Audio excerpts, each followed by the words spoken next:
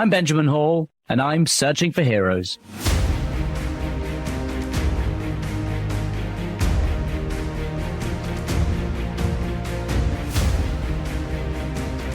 Welcome back to the podcast, everyone, and I am, as ever, grateful that you have joined me again. Look, over the past couple of months, we have explored two themes that I think are right at the very heart of resilience. First, we looked at solitude, how being alone, stripped of the noise, can change the way you see yourself and can change the way that you see the world around you. And then we looked at forgiveness, which frankly might be the hardest, but also one of the most liberating things that a person can do. And I'm so grateful for our guests for joining us for both of those. But now, as we step into September, which is a month about renewal, about fresh beginnings, we are starting our new theme, and it is rebirth. Now, rebirth is about a lot more than just survival. It is really about change. It's what happens when the life you knew, whether through trauma or loss, failure, or even just from your own mistakes, when that ends and somehow another one begins. And thinking about rebirth, as I've been doing for a while, I think there are really two different kinds. There are those that are forced on you. That's after an accident, an illness, a tragic loss, a moment when life suddenly takes away the person you once were and you had no control over that. And in those cases, you have no choice whatsoever but to adapt. You are, whether you like it or not, the new you. And the alternative to change right then is to just spiral downwards. And like, I've spoken to veterans and survivors on this podcast who know that spiral. And for some, we know that it can mean the very end. If you don't find a way to adapt, if you don't find a way to change. And so I think that's why change and this idea of rebirth matters so deeply. And then there are the rebirths that you choose when you decide that the old life, the old habits, the old patterns no longer serve you, and you step into something new. And so, for example, we will be speaking over the next few weeks to a man, for example, who planned a school shooting. But he stopped short when he was a teenager. He stopped short before carrying it out, right then before carrying it out. And now he works in mental health and trying to prevent other people from doing the same. So the question is, when we look at this idea of rebirth, of changing yourself, of doing a U-turn, some that are forced on you, some that you make yourself, do we experience these two kinds in the same way? Is the strength that it takes to rebuild after tragedy the same as it takes to deliberately go out and reinvent yourself? Or are they different muscles? You know, is one about survival and is the other one about courage? I think there is courage in both of them, really. A courage to change, courage to try something new. And then the other question is, what leads people to make that choice? Often very drastic, big choices. What gives people that courage?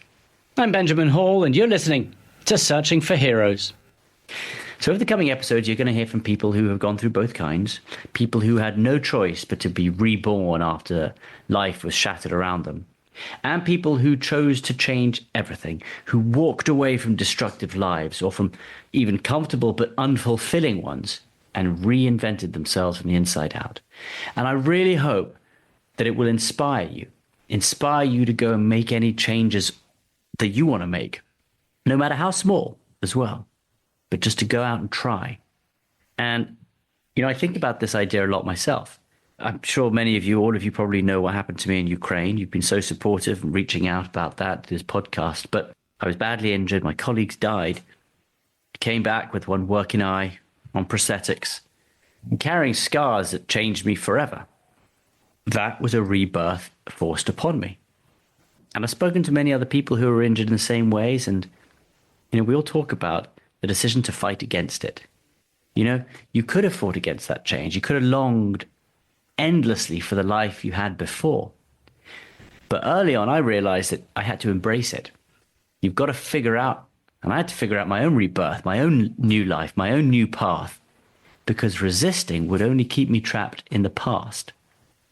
But embracing change gives you peace, gives you somewhere to look forward to, gives you ambition.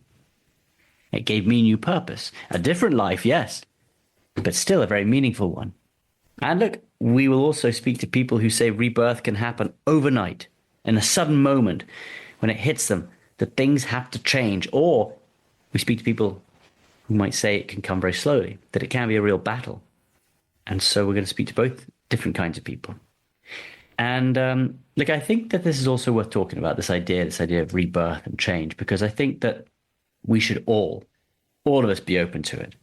We should always be looking for new starts. We should always be looking for new opportunities. We should always be looking for new experiences, even when things are not terrible. And that's because I think humans, we are wired for renewal.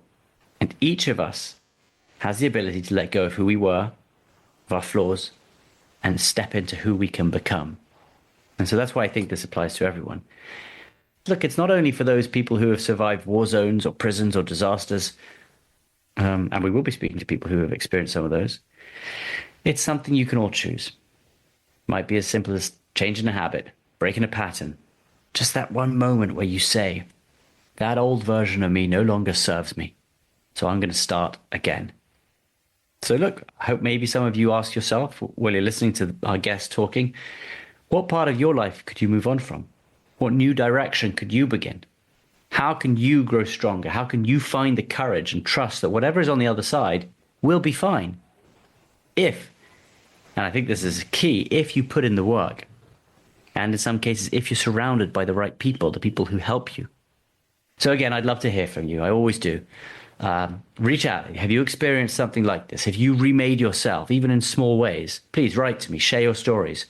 Again, because I think when we share them, we remind each other that it is possible. It is always possible. And that no one has to remain the same forever. Especially if the same isn't the best.